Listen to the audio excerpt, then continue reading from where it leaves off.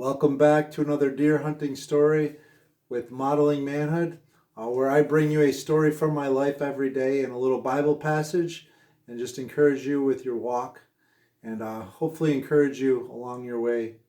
And today's story is about the last day of muzzleloader. And this is my trusty muzzleloader here.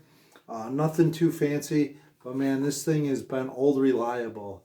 And if you guys do any muzzleloading hunting, you know that on the last day of season, you need to unload the barrel and just make sure that you clean it really good to get all that black powder residue out of there. And a lot of times what that means is just shooting off a round at the end of the season just to clean it out.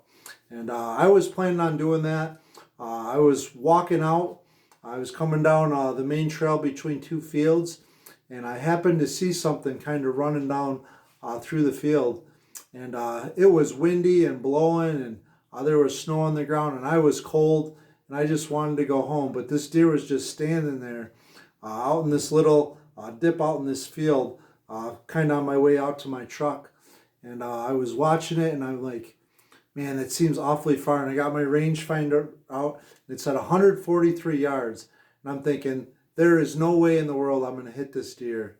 With the wind blowing, hitting me in the face, and just the way everything was. It was just one of those nights where everything seemed stacked against me. I'm like, well, I got to unload my gun anyways. And I laid down in the prone position, my feet behind me, and I took my hunting pack, threw it in front of me, and I got the muzzle loader down in front of me like this, and I'm stretched out in the prone position, and I'm looking at this deer, and I'm like, man, I need to lead this thing because the wind's just howling at me. We probably had 15, 20 mile per hour winds, and I was down in this little crevice, and I'm like, the wind's probably not the same there.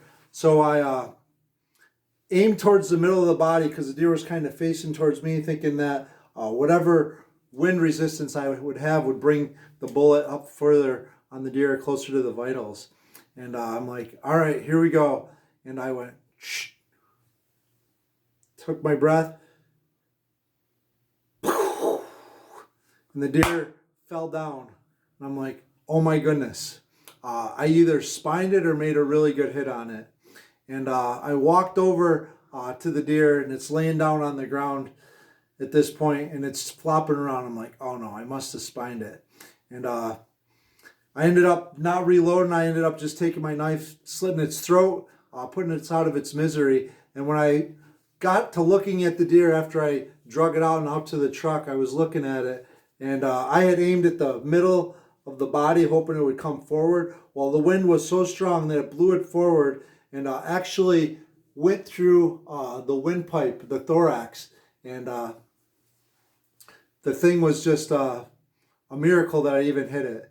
And I try not to take a shot unless I have to and have a good, ethical, clean shot. But that night, there was definitely something else directing that bullet other than me. And as the season ended up and I was able to put another deer in the freezer for the family to eat, I was just super thankful and just super amazed at just the provisions God has made for me. But for the Bible story, hopefully you guys enjoyed that one and the other deer stories we've had this month. And in the book of Philippians 1, verse 21, it says, "For to me to live is Christ and to die is gain. If I am to live in the flesh, that means fruitful labor for me, at which I shall choose, I cannot tell. I am hard pressed between the two." So Paul's saying here, he's having a hard time determining between death or life. And our days are numbered. Our time is coming to an end. Just like the end of deer season that year. Deer season was coming to an end. And that chapter was going to be closed. And this chapter of our life, our days are numbered. This chapter will be closed someday too. Either here, there, or in the air, I've heard people say. Either through death or through the rapture call with the trumpet. But just be thinking about that. How do you want to see this life end? If today was your last day, how would you live? Would you live differently? Would you live the same? And I just want you guys to be considering that as we're coming to a close to the month and close to the month of just spending time talking about deer stories. So think about it. I want you to decide between the two and know that if you have God in your heart and Jesus in your heart, to die is gain, because leaving this world behind and having a forever eternity in heaven, being in paradise with Him, is something that I long for and look forward to. And just am anxious to share that desire with other people. So get out there, think about it, share your faith. If you've never heard the stories in the Bible, I would encourage you guys to pick up your Bible and ask God, what is it that you want me to learn today? How do you want me to live? And I want you guys to live every day like it's your last. Enjoy His presence through the good and the bad. And just remember that He has a purpose for your life. And most of all, remember to mirror your Maker, act like Him, and journey with Jesus today.